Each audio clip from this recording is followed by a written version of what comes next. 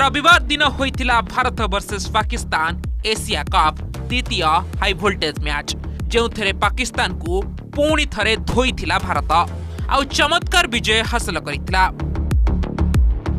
एही मैच रे देखिबाकू मिलिथिला गरमा गरम माहौल। पूरा मैच रे पाकिस्तानी खेलाड़ी मानसिक संतुलन बिगड़ी जाइथिला परि लागुथिला कारण पड़िया रे अजब अजब हरकत करुथिले सेमाने।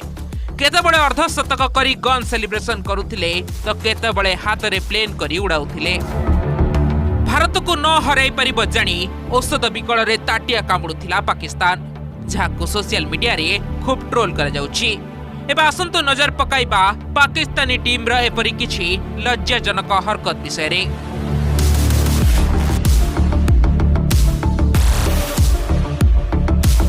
सबुठारु विवादीय आचरण देखाई